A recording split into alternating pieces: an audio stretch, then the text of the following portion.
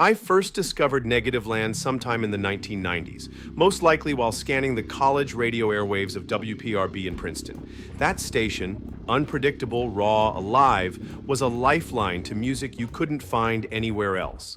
It still is. Even now, decades later, I find new sounds flipping on PRB. There's something comforting about that. The spirit of discovery still alive in a world that's gotten much louder, but not necessarily more interesting. One of Negative Land's standout tracks, Christianity is Stupid, appears on their 1987 concept album, Escape from Noise. Built on cut-up sermons by Estes Perkel, specifically his 1968 LP, If Footmen Tire You, What Will Horses Do?, the song remixes phrases like, Christianity is stupid, communism is good, give up, into something unsettling, funny, and deeply subversive. It marches forward on heavy metal riffs and chaotic sound effects, a prank, a protest, and a warning all at once.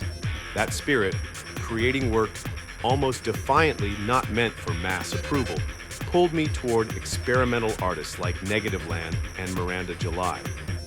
Around the same time, I stumbled onto Miranda July's 1998 The Benet Simon Test CD, released by Kill Rock Stars, and yes, again, discovered on WPRB. Neither Negative Land nor early Miranda July were chasing popularity. They were building strange little worlds, knowing most people would never bother to visit, and somehow that made it even more vital. Today, Miranda July has crossed into the mainstream. Critically acclaimed films, best-selling books, 328,000 Instagram followers, and yet her work remains weird and honest. She didn't sell out. The world just somehow caught up to her a little. Meanwhile, Negative Land quietly goes on, with just over 4,500 Instagram followers. And to me, that obscurity almost feels like a badge of honor. It was through Instagram that I saw Negative Land was printing Christianity is Stupid. Give up t-shirts, and of course I had to have one. It arrived this week, and I couldn't wait to wear it. Then I read the news. President Trump signed Executive Order 14,202, creating the so-called Anti-Christian Bias Task Force.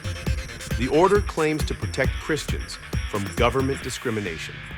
In reality, it elevates one religion above all others, which flies directly in the face of the First Amendment's Establishment Clause. This isn't an anti-discrimination measure.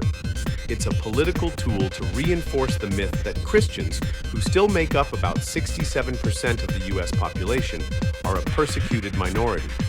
That myth is dangerous, because when the dominant culture starts to see itself as oppressed, it justifies extreme actions in the name of self-defense. History shows us where that path leads: censorship, exclusion, even violence. When a government starts making special protections for the majority faith, it isn't preserving freedom, it's dismantling it. I haven't worn my Christianity is Stupid shirt out in public yet, but I will. Maybe my experience won't be as extreme as poor Nick's in our comic strip. But if we ever slide into that dystopian future, if the ideals of free expression and religious neutrality really do collapse, then people like me, and probably a lot of you reading this, will find ourselves on the wrong side of the wall. Speaking of censorship, this comic was actually the second one I've created that's been removed from Webtoons.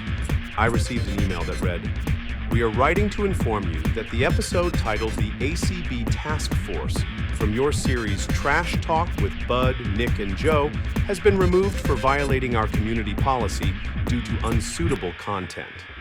The thing is, I can't for the life of me figure out what unsuitable content they're talking about. Unless, and this is where it gets chilling, it's simply because I dared to criticize Christianity. If that's the case, then my point has already been proven. That's scary, and that's exactly why you should be subscribed to this Substack. Substack doesn't censor. Here I can still say what needs to be said.